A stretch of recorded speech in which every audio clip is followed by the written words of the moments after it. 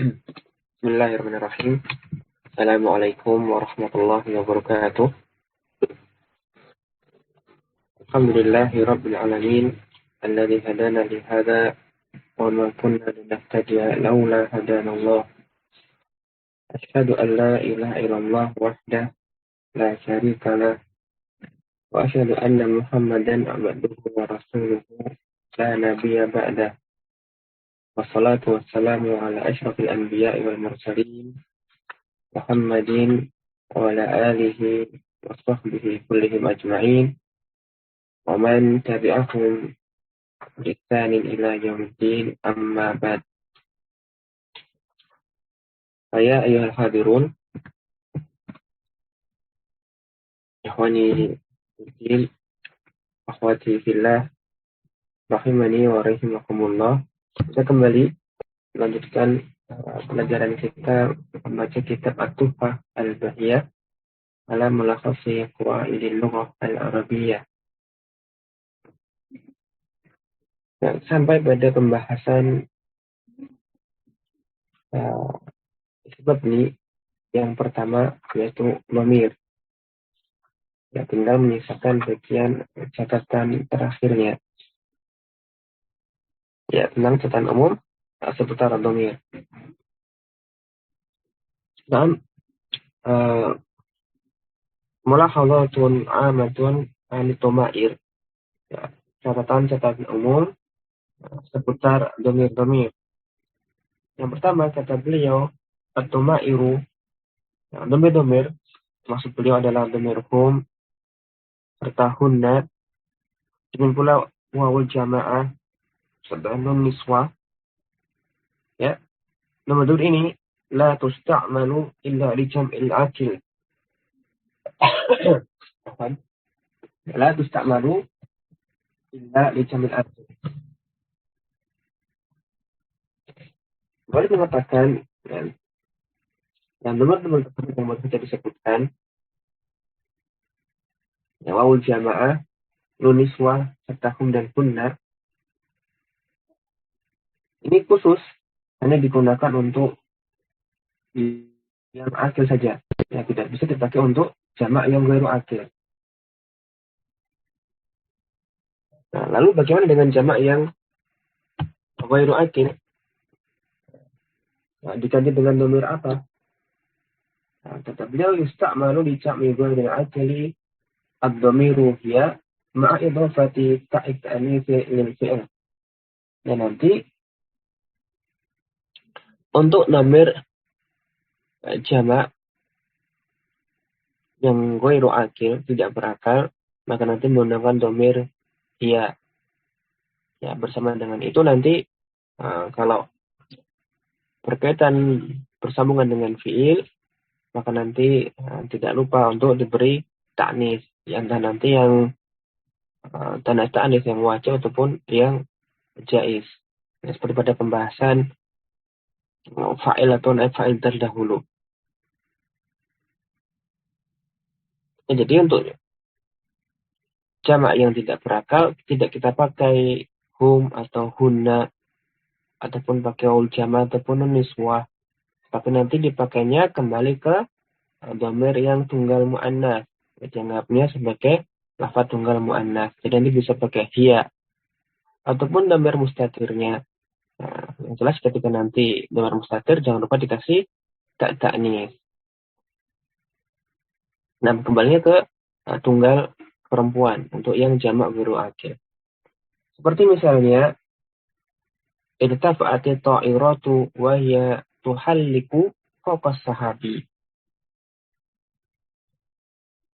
Ya, pesawat tersebut ya tinggi dan ia melayang di atas awan. Ya, at-ta'irat jamak dari ta'irah. Tapi kan ta'irah ini ghairu akil. Nah, ya, dia jamak ghairu akil. Sehingga kalau diganti zahirnya dengan isim dhamir, maka bukanlah kita katakan irtafa'ati ta'iratu wa hunna tuhalliku atau tuhallikna, la, ya demikian. tapi pakai dhamir yang kembali kepada mufrad muannas. Ya, jadi jamak ghairu akil dianggapnya nanti penggantinya itu pakai yang mufrad muannas. Ya, wahia tuhalliku. Ya, hiya di sini kan mufrad muannas, dhamir munfasil. Kemudian setelah itu ada fiil. Ya, hiyanya mubtada. Khobarnya jumlah tuhalliku. Tuhalliku ini ada fiil dan fa'ilnya. Fa'ilnya mana? Dhamir mustatir. Takdirnya apa? Hiya. Nah, tidak lupa diberi tanda taknis. Ya, karena ini fiil mudhari maka tanda taknisnya tak mutaharrikah, bukan tak sakinah. Nah, contoh berikutnya seperti ta'ishu al-fi'latu fil ghabat. Ya, gajah-gajah tinggalnya atau hidupnya di hutan-hutan. Kan juga sama di sini. Nah, tapi kurang nyambung dia contoh yang kedua ini dengan pembahasan tadi. Bahwasanya untuk yang jamak ghairu akil nanti kembalinya ke, atau kalau diganti dengan dhamir digantinya dengan hiya atau yang semakna. Atau barangkali di sini maksudnya hanya berkenaan dengan tak tanisnya saja. Di mana al-fi'la ini jamak ghairu akil, maka nanti dinilai sebagai mufrad muannas, dan yang penting muannasnya, maka fi'il mudhari'nya diberi tak tanis mutaharrikah di awal. Nah, tapi yang jelas kesimpulannya jamak ghairu akil nanti yang kita pakai dhamir yang menunjukkan mufrad muannas. Tidak pakai hum ataukah hunna ataukah haul jamak ataupun nun niswah. Karena nomor-nomor tersebut itu hanya khusus untuk yang jamak akil. Nah, itu catatan yang pertama. Asalnya qauluhu idza tasalat ya al-mutakallim bil fi'l. Apabila ya mutakallim, dhamir ya mutakallim bertemu dengan fi'il. Wajib yatawassata bainahuma wa bainal fi'li nunun. Atau sama nunal wiqayati.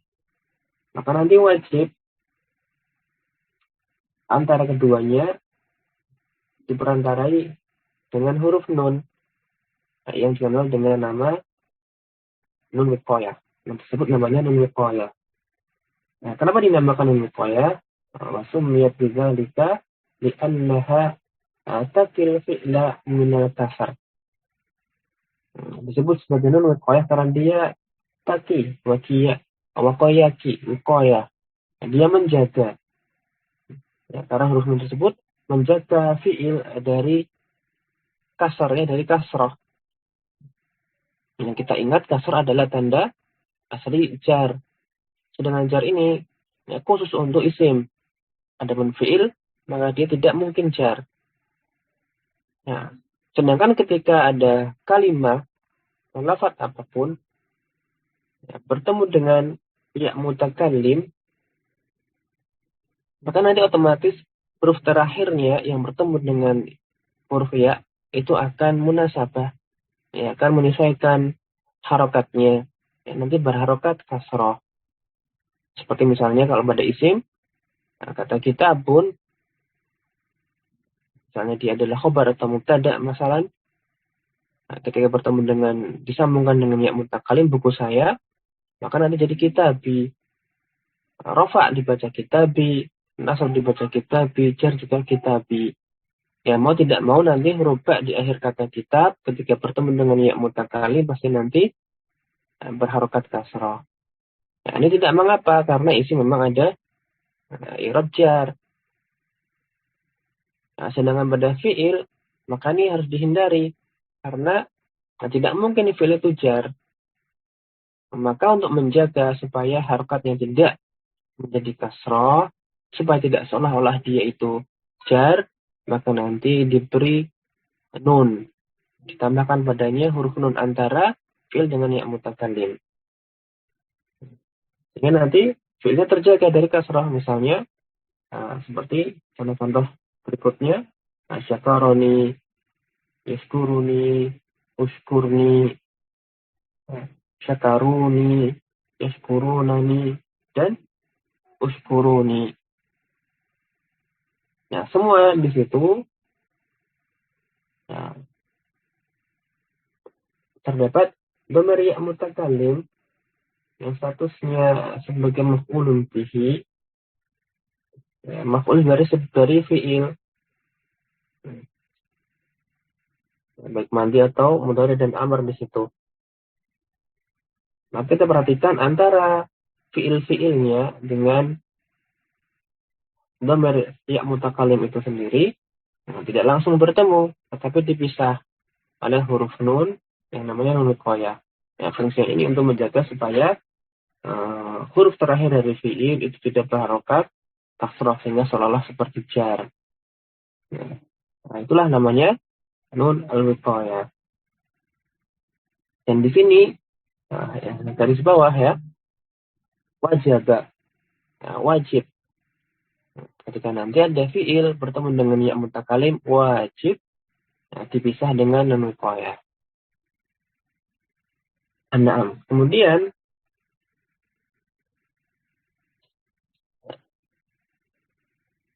terkadang ya mutakalim itu tidak bersambung dengan fi'il saja ataupun isimnya, terkadang dia bersambung dengan huruf juga.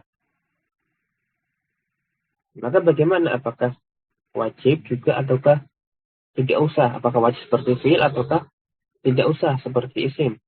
Ya, kata beliau, idza tasalat ya'ul mutakallimi bi inna au ida akhwatiha, apabila dhamir ya mutakallim bersambung dengan huruf-huruf musyabbahah bil fi'il, yaitu inna dan saudari-saudarinya.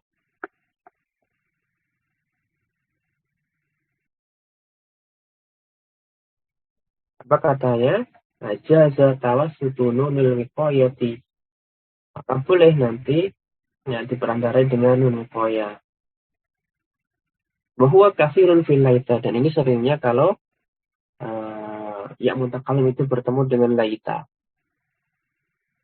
Nah, tapi di sini hukumnya jaiz, ya, tidak sampai wajib. Misalnya inna, boleh kita katakan ini ya, tanpa ya mutakal, tanpa nun wiqayah. Boleh juga kita tambahkan nun wiqayah, jadinya innani. Ya ini boleh, innani boleh. Dan seringnya ketika bertemu dengan laita, ya, laitani. Nah, kebalikannya itu dengan la'alla. Ya, untuk la'alla ini malah kasusnya jarang. Jarang ada nun wiqayah. Yang jelas ini tidak wajib. Tidak wajib. Hukumnya jaiz saja. Ini kalau bertemu dengan huruf-huruf yang seperti ini atau saudarinya. Kemudian ya mutakalim juga bisa nanti datang setelah huruf-huruf jar. Nah, kata beliau, idza tasalat ya al-mutakallimi bi harfayil jarri min wa an. Ya, khusus kalau ia bertemu dengan huruf jar min atau huruf jar an. Wajib tawassutu nunil wiqayati. Yang wajib diberikan atau dipisah dengan nun wiqayah. Ya, antara ya mutakalim dengan huruf jar min atau an itu wajib dipisah dengan nun wiqayah. Allah alam, tapi di sini barangkali di antara alasannya untuk menegaskan bahwa huruf tersebut mabninya ala sukun. Ya, untuk memperjelas mabninya. Karena kalau tadi tanpa nun wiqayah nanti berubah. Ya, dipaksa harokatnya menjadi kasrah. Nah, kemudian ketika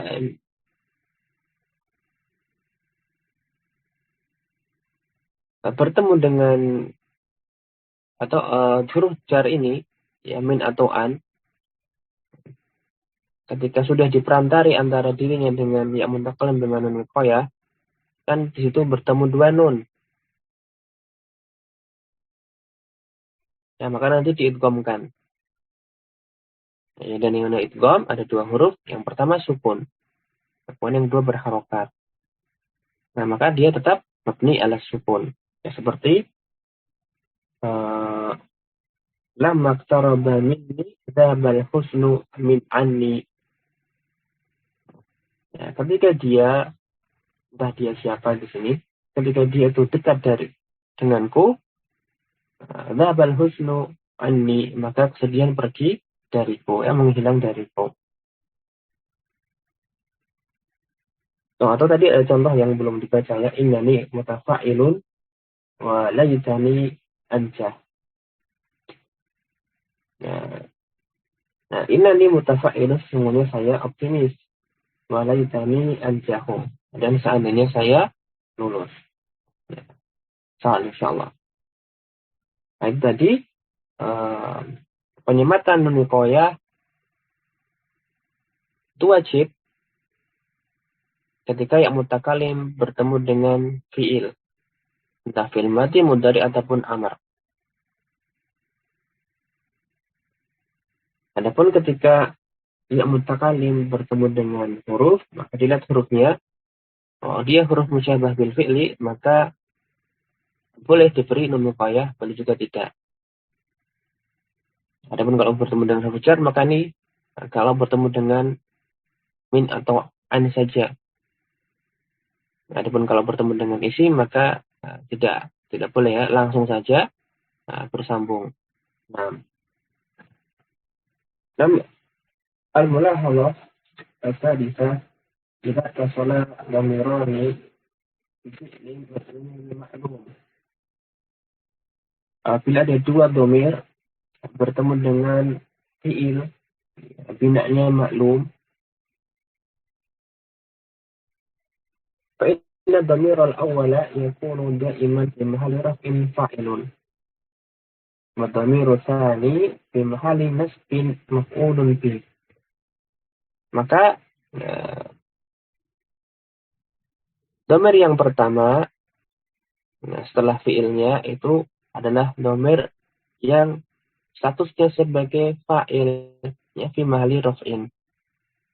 Sedangkan dhamir yang kedua yang datangnya belakangan di antara dua dhamir tersebut, maka statusnya sebagai maf'ulun bihi, ya, fi mahalli nasbin. Nah, ini kalau fiilnya tam.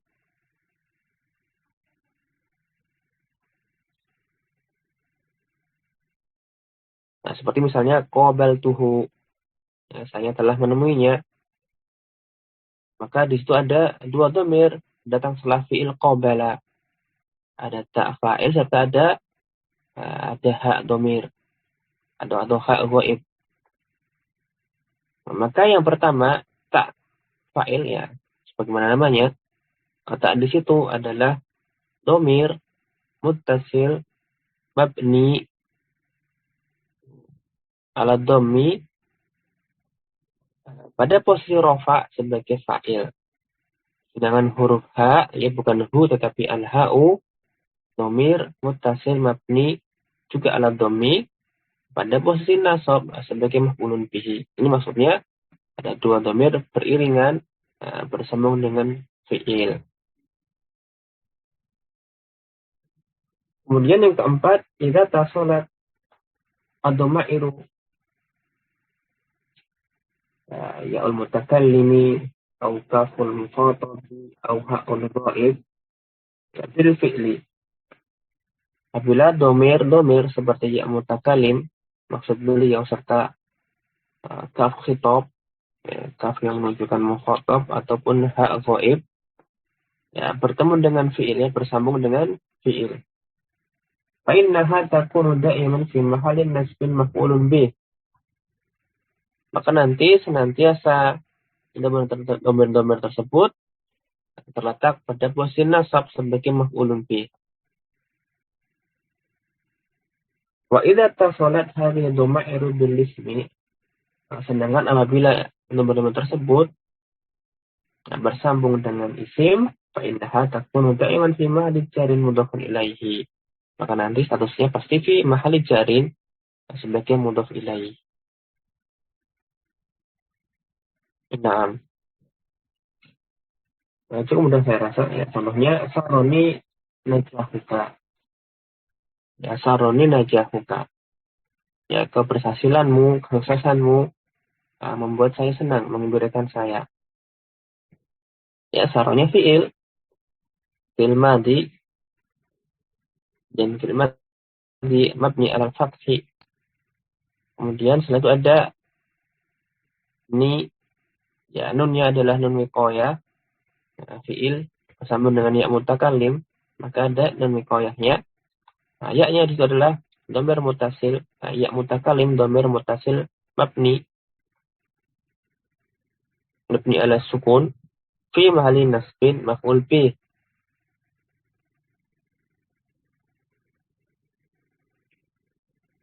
Kemudian yang kedua ketika bersambung dengan isim, tadi bersambung dengan fi'il, kaf kitab, kaf mukhatab, ya bertemu dengan isim, maka nanti statusnya sebagai mudhaf ilaih. Ya, najahuka, najahunya itu fa'ilun marfu, tanda rafa'nya dhamma, wa huwa mudhaf.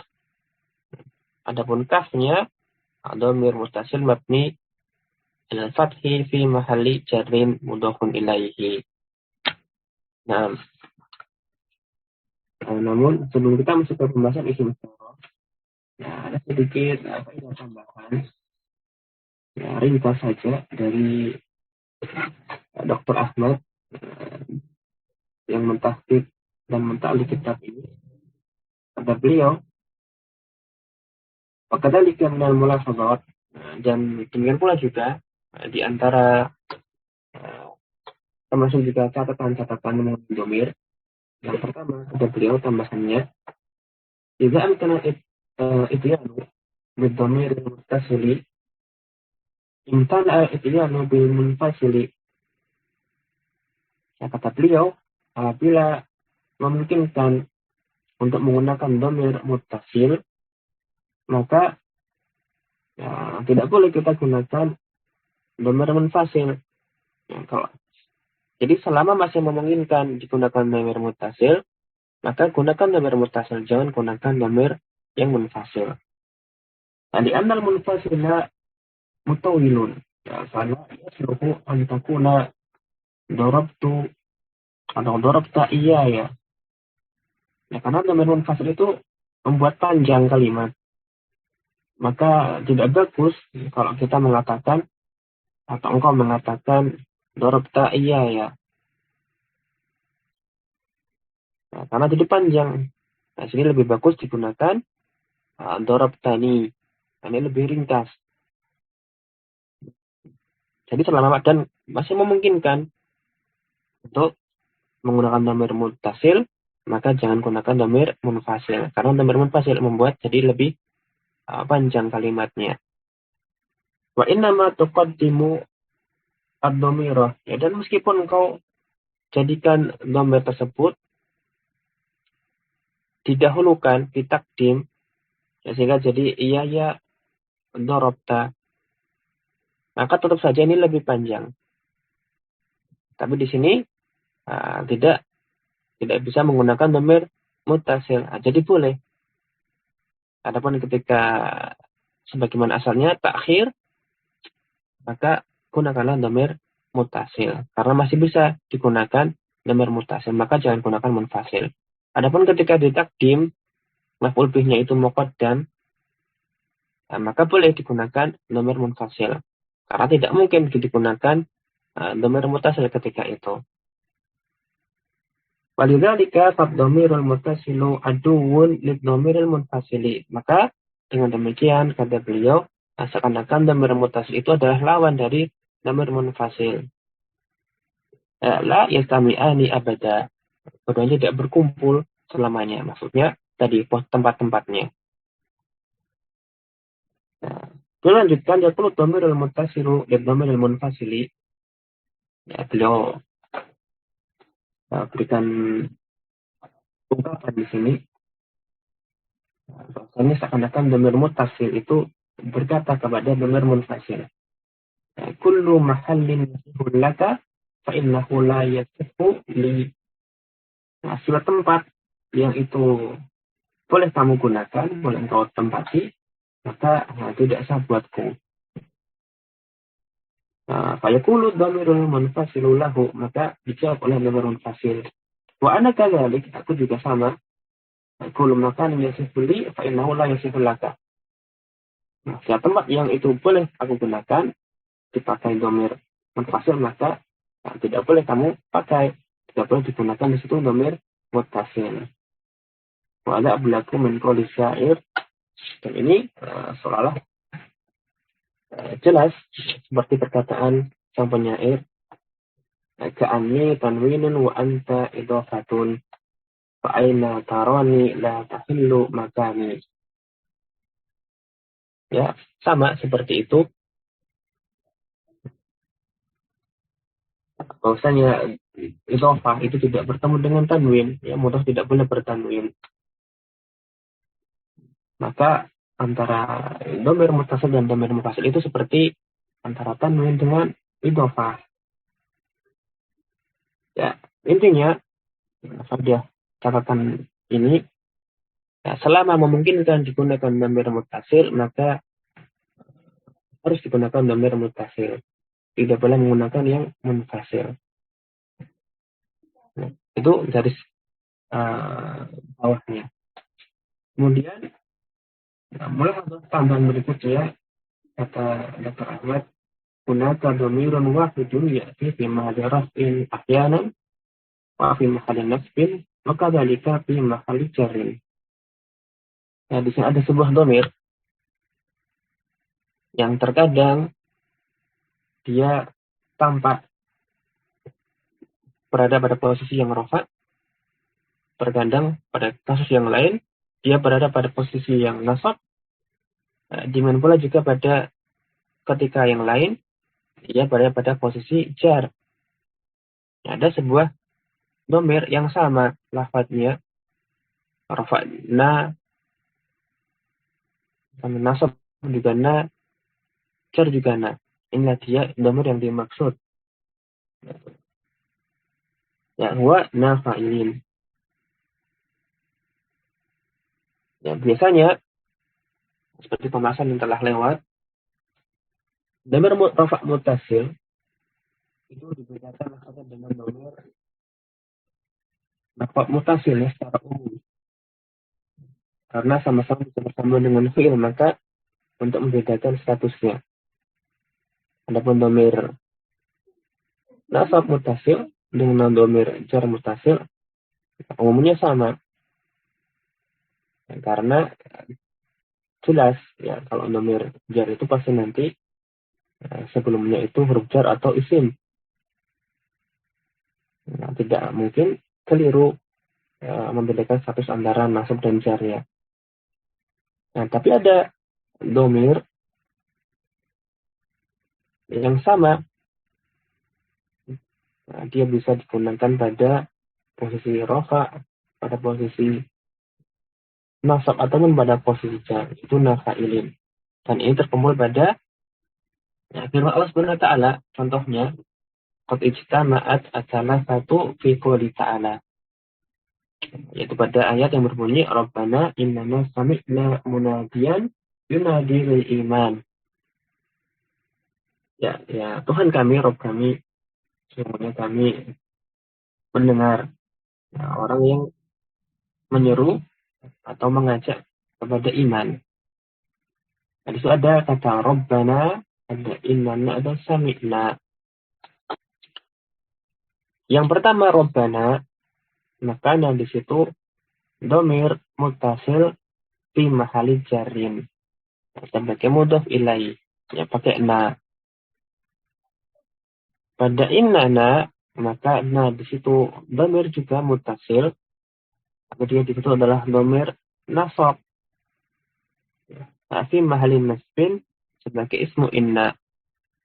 Sedangkan pada sami'na, maka na di situ dhamir muttasil ya yang rafa'. Ya, fi mahalli raf'in sebagai fa'il. Jadi na, dhamir na itu terkadang dia domir jar muttasil, terkadang dia adalah domir jar nasab muttasil, dan terkadang dia domir rafa muttasil.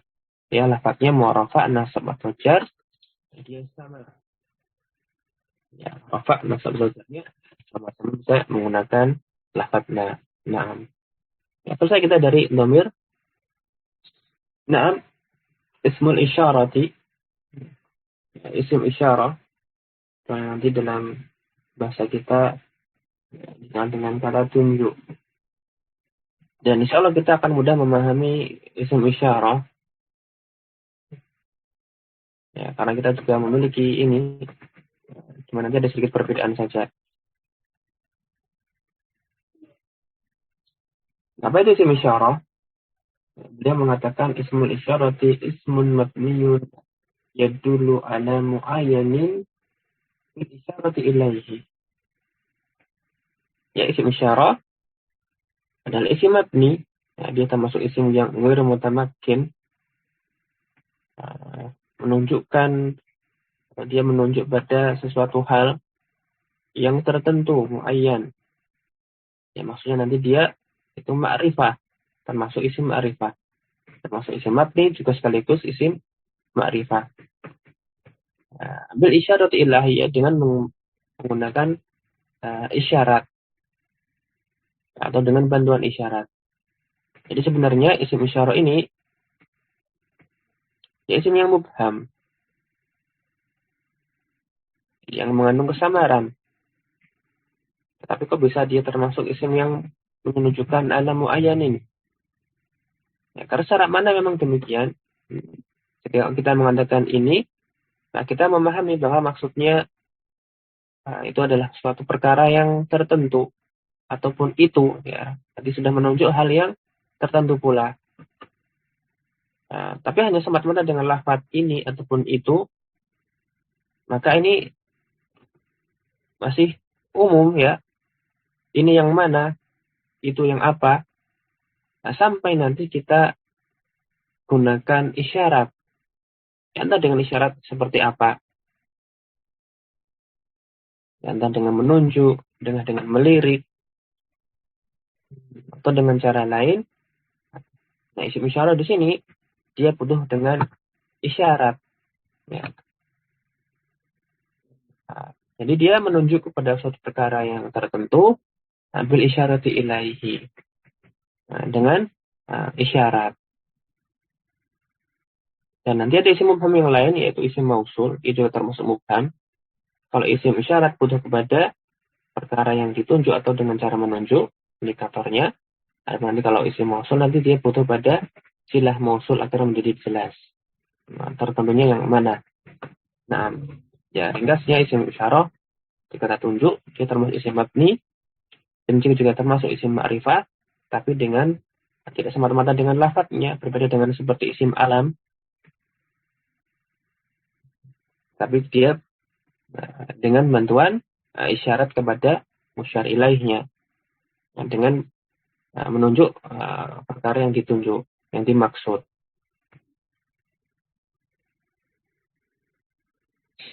Kemudian nanti selanjutnya, kalau kita melihat pelajaran kita sebelum-sebelumnya, biasanya pada pembahasan awal, ketika pertama kali mengenal isim isyarah, dikenalkan bahwasanya isim isyarah itu kata tunjuk. Kemudian contohnya adalah hadani, haula, hadihi, hatani, haula. Untuk menunjuk yang dekat, lil qarib. Dan untuk yang menunjuk yang jauh nanti ada dzalika, dzanika, ulaik, atau tilka, tanika, dan ulaik.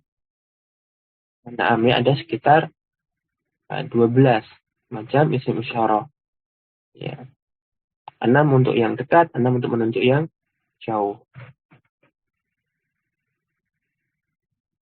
Nah, kemudian nanti kita akan mengenali bahwasanya ini pelajaran selanjutnya ini dirinci. Ya, dirinci. Dan ini ada perbedaan pendapat di antara ulama. Dan nanti penulis mengikuti salah satu di antaranya. Ya, di antara ada dua pendapat yang utama. Di antara ada pertama pendapat dari uh, ulama Nahwu Basrah, ya, dari Basriyun. Nah, di mana mereka mengatakan bahwasanya isim isyarah itu asalnya terdiri dari dua huruf, yaitu za, terdiri dari zal dan alif, ya untuk mudzakkar. Adapun untuk yang muannas, misalnya seperti zi atau zihi,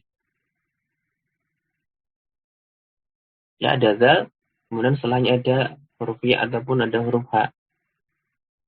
Untuk muannasnya, ya za, seperti pada buku juga disebutkan di situ ada za dan mufrad mudzakkar, zi atau tih nanti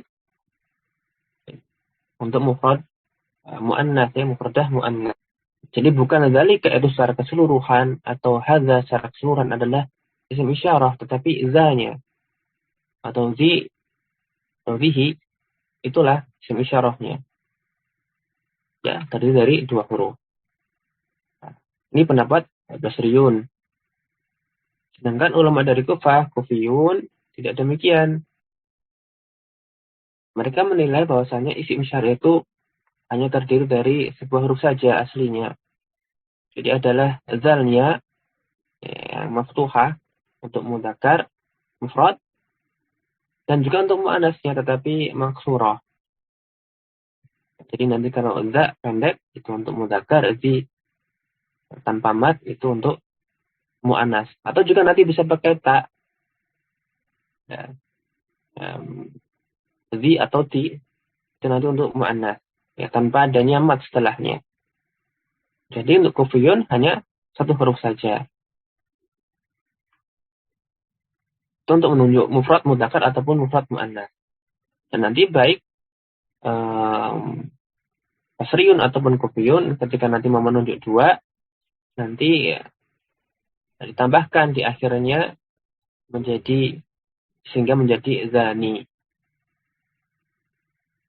Atau kalau perempuan muannasnya jadi tani. Itu untuk mufrad serta untuk mufsananya, menunjuk tunggal ataupun yang menunjuk dua. Nah, tapi tadi garis bawahnya Basriyun itu terdiri dari dua huruf. Kalau Kufiyun asalnya satu huruf saja. Dan dia ada perbedaan pendapat yang lain lagi, tetapi ini yang utama. Dan ini nanti akan berkonsekuensi pada penilaian status apakah isim isyarah yang menunjuk pada musanna itu mu'rab ataukah mabni. Nah, meskipun secara umum isim isyarah itu termasuk mabniyat, termasuk isim-isim yang mabni. Dan nanti Kufiyun berpendapat bahwasanya ketika isim isyarah menunjuk pada dua perkara, menunjuk pada musanna, maka nanti hukumnya mu'rab, khusus yang menunjukkan dua. Adapun Basriyun tidak. Ya, disimpan tadi dua pendapat tersebut.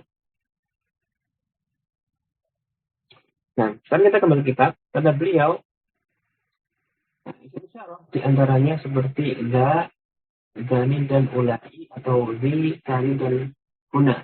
Ya. Za untuk mufrad mudzakkar, zi atau zihi, cantik ini untuk mufradah muannasah.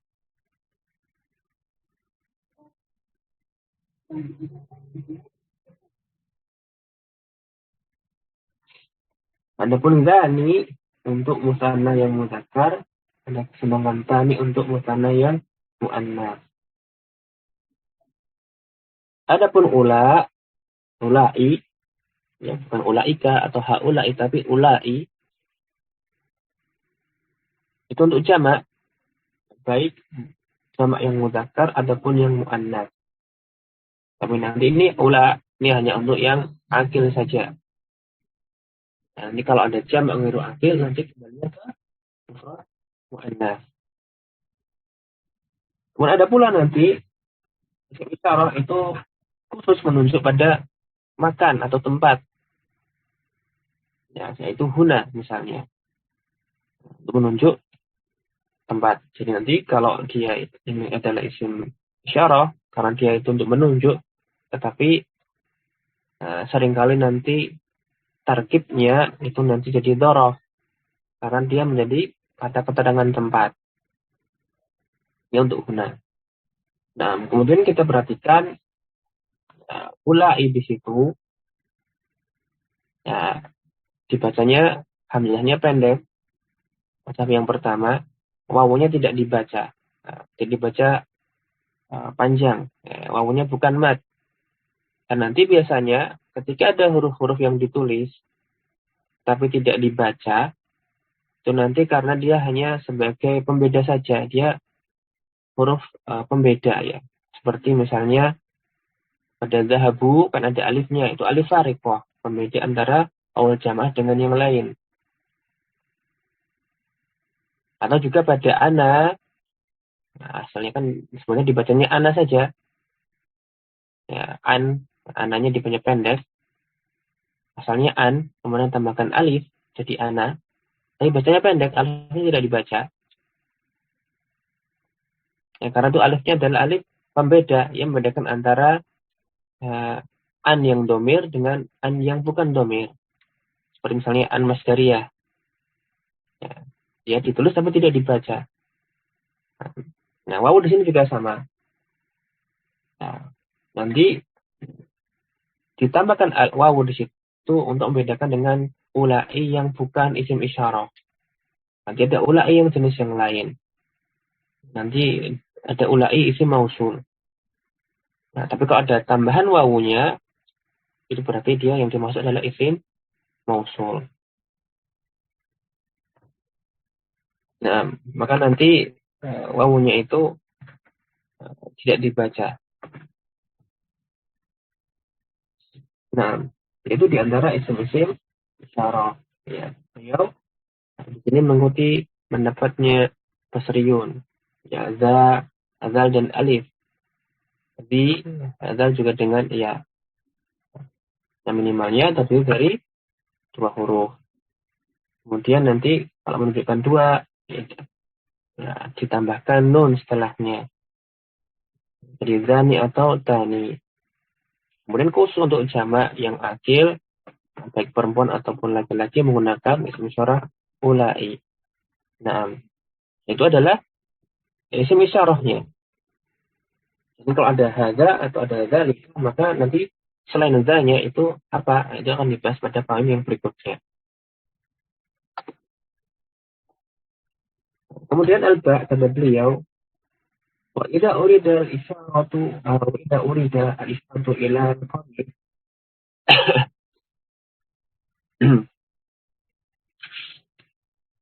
Nah, apabila ingin mengisyaratkan suatu perkara atau menunjuk pada perkara atau hal yang posisinya dekat, atau maksudnya adalah menunjuk suatu perkara yang umum, awil isyarati awil isyarata bisifatin amatin, jadi bukan menunjuk suatu hal tertentu tetapi ya, ya, ya sifat yang umum, misalnya setelah uraian yang panjang kemudian disimpulkan maka ini demikian. Maka ini maksudnya sifat yang umum tadi. Ini pakai isim isyarah ini, bukan pakai yang itu. Jadi kalau kita ingin menunjuk perkara yang dekat atau mengisyaratkan kepada suatu perkara yang umum, ya qaddima al-isyaratu ha bersama hak tanbih. Maka nanti isim isyarahnya diawali dengan huruf ha atau didahului dengan huruf ha yang namanya hak tanbih. Nah, disebut hak tanbih karena fungsi hak di sini adalah untuk menarik perhatian, untuk tanbih. Nah, sehingga maksudnya supaya melihat kepada perkara yang ditunjuk. Dan ini tentunya yang dekat. Wa ala dzalika takunu asy-syaratu ila khalqihi. Makanya nanti isim isyarahnya yang menunjuk dekat ini atau yang menunjuk kepada perkara yang umum seperti nanti jadinya hadza atau hadhihi, atau nanti kalau dua hadani hadani. Demikian pula untuk yang jamak tambahkan lagi haula, atau untuk yang tempat tadi guna jadi haula. Maka kalau sudah ada hak tanbihnya, maka nanti isim isyaratnya ini maksudnya menunjuk pada perkara yang dekat. Ya, semuanya bermakna ini, tetapi berbeda dalam hal mufradnya atau musanna, jamaknya, kemudian mudzakar atau muannasnya. Yang jelas hadza, menurut penuturan beliau berarti za itu isim isyarah, sedangkan huruf hak di awalnya sebelum za itu adalah hak tanbih. Yang pula pada hadhihi, maka isim isyarahnya hadhihi hanya itu hak tanbih. Yang pula pada hadani atau hatani, maka zani atau tani itulah isim isyarah, haknya hak tanbih. Kemudian haula'i dan hauna juga sama, hanya hak tanbih. Nah, ketika ada isim isyarah didahului oleh hak tanbih, maka maksudnya menunjuk perkara yang dekat. Kemudian, kalau kita perhatikan, maka wawu pada ula'i sudah tidak ada lagi di sini ketika sudah ada hak tanbihnya. Ya, karena ketika itu sudah hilang lagi kemiripan antara ula'i yang isim isyarah dengan ula'i yang bukan isim isyarah. Nah, di mana isim isyarah ini sudah didahului oleh hak tanbih. Jadi ini sudah pasti ini adalah isim isyarah, bukan yang ula'i yang lain. Nah, sehingga tidak perlu lagi diberi wawu fariqah. Haula'i, tidak ada lagi wawu, langsung hamzah. Nah, cuman kenapa kok ditulis hamzah di atas wawu? Karena ini sebab yang lain, faktor yang lain. Ya karena dia berharokat dhamma dan sebelumnya fathah. Nah, dan ini untuk yang lil qorib, maka diawali oleh hak tanbih. Atau kalau untuk menunjuk perkara yang umum. Kemudian, gimana kalau menunjuk yang jauh? Kata beliau, amma idza urida al-isyaratu ila al-da'iti, atau bil kafi atau bil kafi wal lami. Awi bil kafi wa bil lami. Fi akhir ismul isyarati. Adapun apabila yang diinginkan itu menunjuk satu hal yang jauh, maka nanti didatangkan huruf kaf atau didatangkan huruf kaf dan lam. Ya, didatangkan huruf kaf saja atau ditambahkan huruf kaf dan lam di akhir isim isyarahnya. Ya, kali ini di belakang. Nah, tusamal kafu harfa khitobin. Nah, kafnya nanti namanya huruf khitab, ya, kaful khitab, tapi huruf. Bukan kaf isim domir, tetapi di sini huruf. Nah, dan sebagai huruf, maka tidak punya mal i'rab. La maudhi'a laha minal i'rab. Ya, la maudhi'a laha minal i'rab. Nah, misalnya nanti dari za atau yang lainnya, contoh yang za, kalau mau menunjuk yang jenis spesifik jauh, maka tambahkan huruf kaf seperti zaka. Zaka dan isim isyarah, kafnya harfu khitab. Ya, tidak mungkin kaf di situ adalah domir kaf bimalik jar untuk ilaih, karena isim isyarah itu termasuk isim yang tidak bisa jadi mudhaf seperti domir, isim isyarah, dan isim mausul ini tidak bisa mudhaf. Bisa jadi mudhaf ilaih, tapi tidak bisa jadi mudhaf. Maka di situ kafnya bukanlah kaf domir, tetapi di sini huruf. Hanya untuk mengisyaratkan bicara kepada siapa, lawan bicaranya itu siapa. Ya, bukan artinya bendanya, tetapi benda yang ditunjuk itu pakai za, kafnya itu huruf kitab saja. Atau boleh pula nanti kalau mau menunjuk yang jauh, selain kaf, tambahkan pula lam. Ya, zalika. Nah, ini menegaskan lagi jauhnya ya. Nah, lamnya itu lam lil bu'di, menunjukkan yang jauh. Ya boleh zaka saja, boleh zalika. Zaka dengan kaf saja, zalika kaf sekaligus lam. Dan ketika itu maka ini menunjuk isyarat yang jauh. Ya untuk mufrad, mudzakkar, zaka atau zalika. Adapun untuk muannas maka nanti pakai tilka. Adapun untuk yang musanna maka nanti zanika atau zalika. Tapi ada catatan kata beliau huma qalilal istimali. Dari qalila ini kemudian mudhaf kepada istimal. Jadinya nunnya dibuang. Qalila al istimali. Ya kata beliau ini jarang. Ya memang nomor-nomor yang dua ataupun isim isyarah yang menunjuk kepada dua itu termasuk yang jarang. Bukan berarti sedikit ya. Maksudnya ini kalau dibandingkan yang mufrad ataupun yang jamak.